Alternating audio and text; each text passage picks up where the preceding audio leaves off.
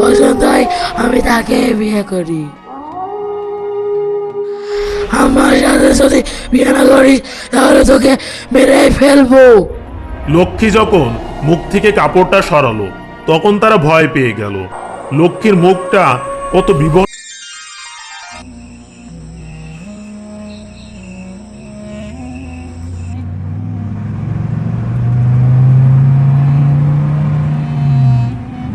রাত প্রায় 11টা বাজে। এমন সময় অয়ন এবং চয়ন তারা তাদের গাড়ি নিয়ে ঘুরতে বের হয়। তারা জঙ্গলের মধ্যে দিয়ে নিস্তব্ধ একটা রাস্তা দিয়ে গাড়ি চালিয়ে যাচ্ছিল। প্রকৃতিটা তার অপরূপ সৌন্দর্য ঢেলে দিচ্ছে। চারপাশে কোনো বাড়িঘর তো দূরের কথা, একটা পশু পাখিও দেখা যাচ্ছে না। শুধুমাত্র ভেসে আসছে নেকড়ের শব্দ। এইদিকে আকাশের চাঁদটাও যেন স্থির হয়ে আছে। রাতের অন্ধকারের মধ্যে দিয়ে গাড়িতে করে যাওয়ার সময় গাড়িটা মাঝ পথেই থেমে গেল। তারা বুঝতে পারলো গাড়িটার ইঞ্জিনটা নষ্ট হয়ে গেছে। আরে ভাই চয়ন, এখনই গাড়িটা নষ্ট হচ্ছিল? ভাই, গাড়িটা এমন এক জায়গায় নষ্ট হয়েছে এখানে কোনো মেকানিকও খুঁজে পাওয়া যাবে না। আর এত রাতে আমরা যাবই বা কোথায়? আমাদের কি আজকের রাতটা রাস্তায় কাটাতে হবে? আরে না ভাই চয়ন, ওই দেখ সামনে ছোট একটা হোটেল দেখা যাচ্ছে। চল ওখানে যাওয়া যাক, আর কিছু খাওয়া দাওয়া করে নেওয়া যাক। তুই পাগল হয়ে গেছিস নাকি? এই অন্ধকার জঙ্গলের মধ্যে কে হোটেল খুলে বসে থাকবে? আর দেখ হোটেলটা কেমন একটা দেখাচ্ছে। হাসালি তুই আমারে। আরে তুই এত ভাবিস কেন? আগে চল তো গিয়ে দেখি। এমনিতেও অনেক খিদে পেয়েছে। এরপর দুই বন্ধু হোটেলের ভেতরে চলে আসে। হোটেলটা দেখে মনে হচ্ছে অনেক পুরাতন, তারপরেও হোটেলটা অনেক সাজানো গোছানো। হোটেলের মধ্যে একটা মুরব্বি টাইপের লোক বসে আছে, আর পাশে রান্না করছে একটা যুবতী মেয়ে। তেমন কোনো লোকের সমাগম নেই, কিন্তু দূরে একটা লোক টেবিলে বসে কিছু একটা খাচ্ছে। আমার তো এই জায়গাটা ভালো বলে মনে হচ্ছে না। এই রকম শুনশান জায়গায় জঙ্গলের মধ্যে একটা হোটেল আছে, আমার কেমন জানি খারাপ একটা অনুভূতি হচ্ছে, বুঝলি? আরে তুই না অল্পতেই ভয় পেয়ে যাস। আরে তুই ভয় পাস না। হতে পারে এখানে আমরা ভালো খাবার পেয়ে যাব, আর আমাদের রাতটাও পার হয়ে যাবে।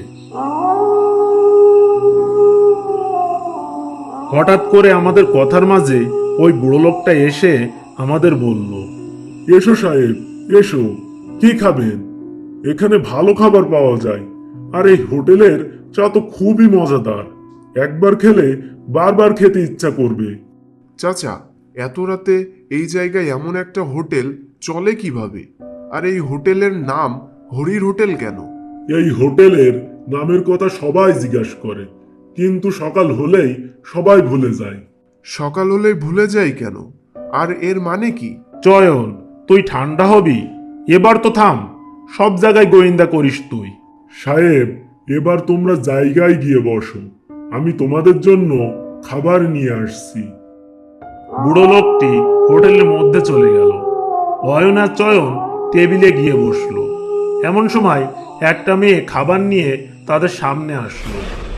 আচ্ছা ম্যাডাম, আপনি কি? এই হোটেলে আমি রান্নার কাজ করি। এত রাতে আপনি এখানে রান্নার কাজ করেন, এটা অবাককর বিষয় না? আমি এই হোটেলের মালিকের মেয়ে।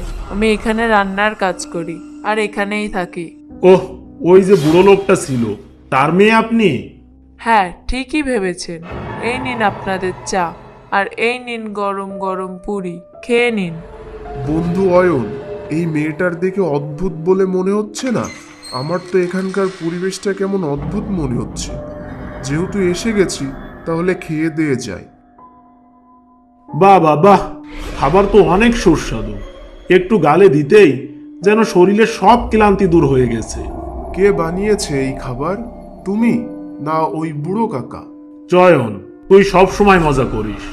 আচ্ছা, আপনি কিছু মনে করবেন না, আমার বন্ধু একটু ফানি টাইপের মানুষ। সাহেব, মজা তো আমার জীবন আমার সাথে করেছে। এর মানে কি? আর আপনি কি বলতে চাচ্ছেন?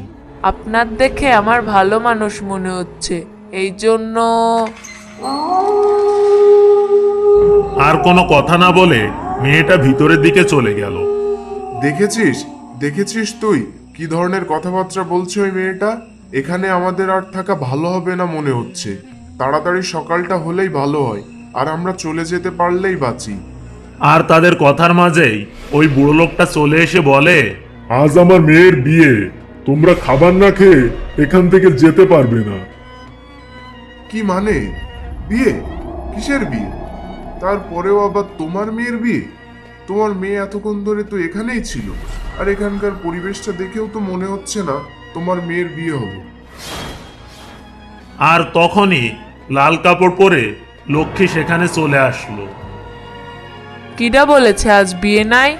এই দেখো বউ চলে এসেছে। আর অয়নের দিকে ইশারা করে বলল, আর বর এই সাহেবটা। আমি বর? আমি কেন বর হব? তোমার ভুল ধারণা হচ্ছে। আমার যার পছন্দ হয় আমি তাকে বিয়ে করি। আমার সাথে যদি বিয়ে না করিস তাহলে তোকে মেরে ফেলবো। লক্ষ্মী যখন মুখ থেকে কাপড়টা সরালো তখন তারা ভয় পেয়ে গেল। লক্ষ্মীর মুখটা কত বিভৎসই না দেখতে। তখনই লক্ষ্মী তার পুরোপুরি চেহারায় চলে আসলো। বুড়ো লোকটার চোখটা আগুনের গোলার মতো জ্বলছে, আর চোখটা টকটকে লাল। এইসব দেখে অয়ন আর চয়ন ভীষণ ভয় পেয়ে গেল। সাহেব, আমার মেয়ে অনেক ভালো, আপনি ওকে বিয়ে করে নিন, না হলে ও মরে যাবে। অয়ন, আমি পূর্বেই বলেছিলাম জায়গাটা ভালো না, তুই আমার কোনো কথাই শুনলি না। এইবার দেখ কি অবস্থায় পড়ে গেছি। আর না দাঁড়িয়ে থেকে তাড়াতাড়ি পালা। আমার বিয়ে না করে তুমি এখান থেকে যেতেই পারবে না। চয়ন, এই দুইজনই ভূত, আমাদের এখান থেকে তাড়াতাড়ি চলে যেতে হবে। তখনই বুড়ো লোকটা অয়ন আর চয়নের মাথায় লাঠি দিয়ে জোরে আঘাত করে, আর দুজনই বেহুশ হয়ে যায়।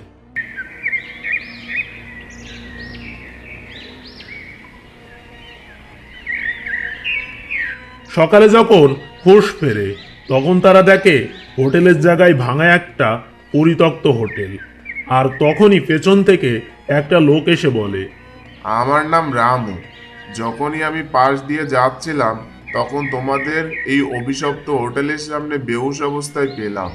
অভিশপ্ত হোটেল? কিন্তু কাল রাত তো এখানে সবই ভালো ছিল, জাঁকজমকও ছিল, হঠাৎ এমন পরিণতি কেন? আমি সব জানি, আমার কিছু বলার দরকার নেই। কয়েক বছর পূর্বে এই হোটেলটা বাবা মেয়ে চালাতো। এই হোটেলে একদিন একটা শহরে বাবু আসলো। শহরে ওই বাবুর সাথে ওই মেয়ের প্রেম হয়ে যায়। দুইজন চুরি করে দেখা করত।